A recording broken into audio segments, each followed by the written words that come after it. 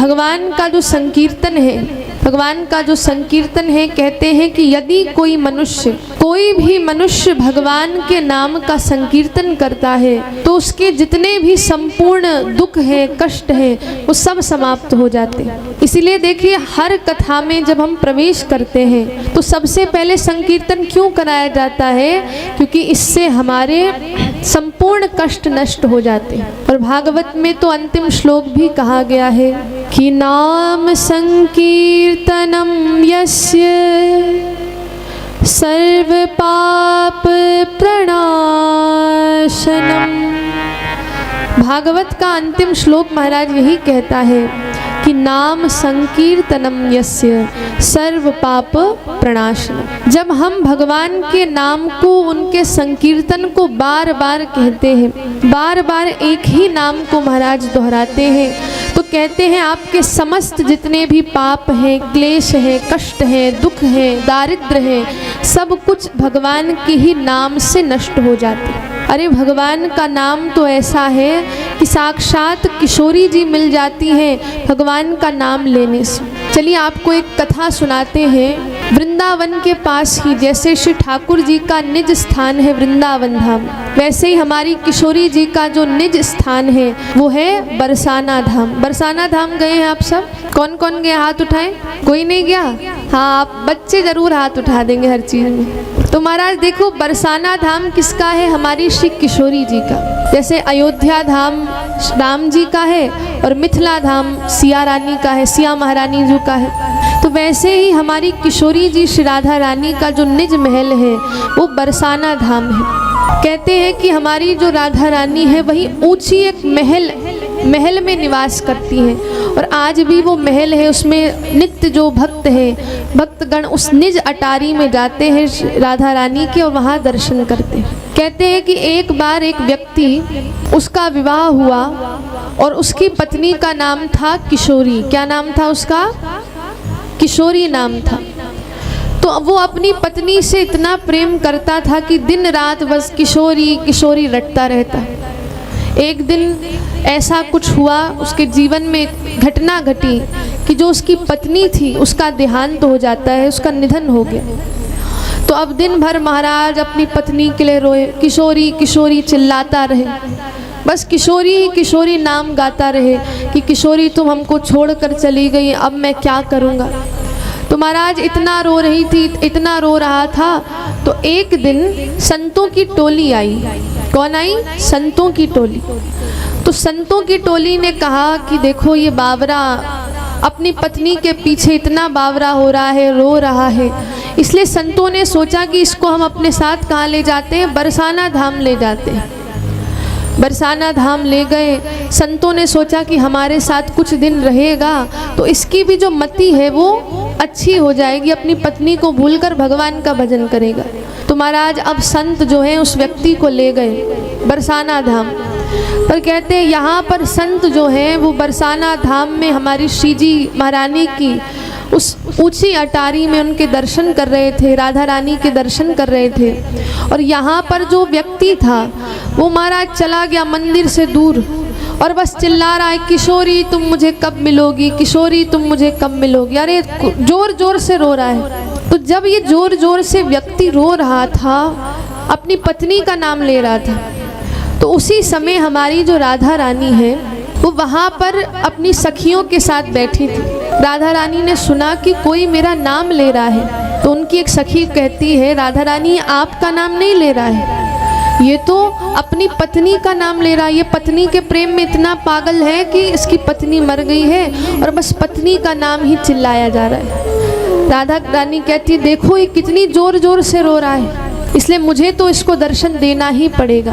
और महाराज कहते हैं कि वहाँ पर श्री राधा रानी ने जब सुना अपना किशोरी नाम, तो किशोरी नाम सुनते ही उस व्यक्ति को दर्शन देने चले गए। अरे महाराज वो देखता है हमारी श्री राधा रानी के दर्शन करके, अरे महाराज बावरा हो गया, और इतना बावरा हो गया कि राधा रानी ने उसको खूब आशीर्वाद दिया।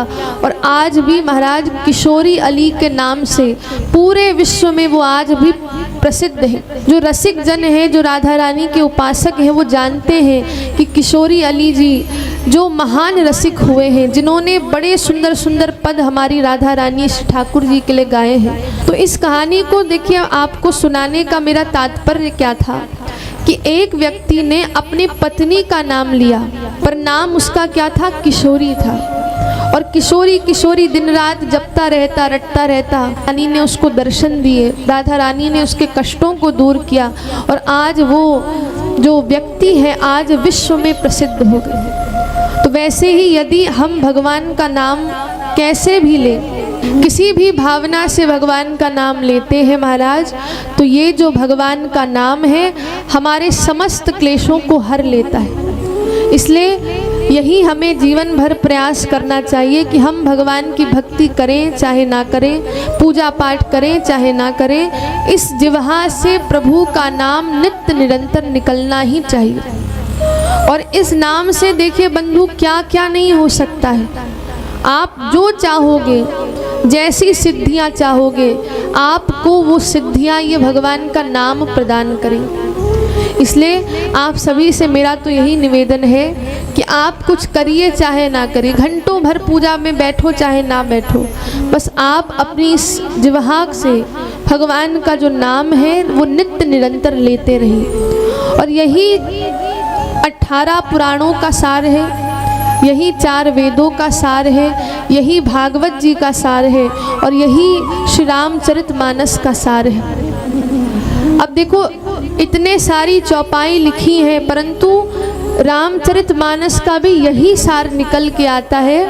और मेरे साथ आपको गाना है, कलयुग केवल नाम आधारा, कलयुग केवल नाम आधारा, कलयुग केवल नाम आधारा, कलयुग केवल नाम आधारा।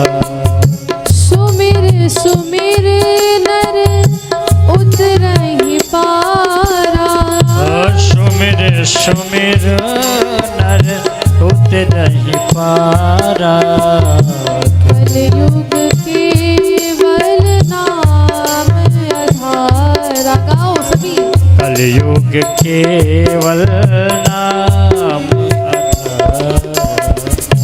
भाय कुभाय अनख आलस हूँ, भाय कुभाय अनख आलस हूँ, नाम जपत मंगल दिसि दस हूँ। गाइए देखिए सब गाओ। नाम जपत मंगल दिशि दस हूँ। तो गोस्वामी जी क्या कह रहे हैं? भाई कुभाई अनख आलसहूँ, नाम जपत मंगल दिसि दसहूँ। महाराज अगर आप कैसे भी भगवान का नाम लोगे तो क्या होगा? 10 दिशाओं में आपका मंगल होगा, एक नहीं 10 दिशाओं में। तो देखो अगर आप अपना मंगल करना चाहते हो तो आप ज़रूर भगवान का नाम लीजिए। जिसको अपने जीवन में मंगल करना है, वो चाहे कि मेरा जो जीवन है मंगलमय हो जाए, तो नित्य निरंतर भगवान का नाम जपे, भगवान का चिंतन करें। और देखो भगवान, हम ये जो कथा करने आए हैं आपको इसलिए कि हम ये समझा सके कि भगवान की भक्ति से बढ़कर इस संसार में कुछ भी नहीं है बंधु। भगवान का चिंतन कराने के लिए हम आपको यहाँ कथा सुनाने आए हैं कि आपके मानस पटल में श्री राघवेंद्र सरकार का जो चिंतन है वो नित्य निरंतर चलता रहे। और देखो हमारे तुलसीदास जी क्या कहते हैं, राम जी से क्या बात मानते हैं कि काम ही नारी प्यारी जिमी। जिस प्रकार से कामी व्यक्ति को, एक व्यक्ति जो कामी है, जिस प्रकार से कामी व्यक्ति को अपनी नारी से प्रेम होता है, लोभही प्रिय जिमि दाम, जिस प्रकार से एक लोभी व्यक्ति है, जैसे कोई लोभी व्यक्ति है तो उसको सबसे ज़्यादा क्या प्रिय होगा? पैसा प्रिय होगा कि नहीं? तो उसी प्रकार से गोस्वामी जी कहते हैं जिस प्रकार से कामी पुरुष को एक नारी प्रिय होती है, जिस प्रकार से एक लोभी पुरुष को पैसा प्रिय होता है, और ये गोस्वामी तुलसीदास जी श्री राम जी आपसे यही मांगता है कि वैसे ही आप मुझे प्रिय हो जाओ। तो महाराज गोस्वामी जी देखो ये बात मान रहे हैं कि मुझे और कुछ नहीं चाहिए, मुझे जीवन में प्रसिद्धि नहीं चाहिए, मुझे जीवन में रिद्धि नहीं चाहिए, मुझे जीवन में सिद्धि नहीं चाहिए। हे राम, मुझे बस आप ही चाहिए कि मैं आपका प्रिय बन सकूं और आप मुझे ऐसे ही आशीर्वाद दे सकें। तो ये भावना आपको हम इसलिए कथा सुनाने आए हैं कि आपके मन में ये भावना विकसित हो सके। वरना तो देखो हमारा जो हृदय है ना वो सूखता जा रहा है, शुष्क होता जा रहा है। ठाकुर जी के लिए प्रेम बचा ही कहाँ है? आप एक दिन अपने आप से पूछना कि क्या आप ठाकुर जी से प्रेम करते हो? क्या राम जी से प्रेम करते हो कि बस पैसों से प्रेम, धन से प्रेम? महाराज इसलिए हम आपको समझाने आए हैं कि श्री ठाकुर जी से ही प्रेम करिए और किसी से प्रेम मत करिए। और ये कथा इसलिए आप तक गंगा बहते हुए यहाँ तक इसलिए आई है महाराज कि हमारा जो शुष्क हृदय है, सूखा हृदय है, इस शुष्क हृदय को हम पुनः वैसे ही पल्लवित कर सकें।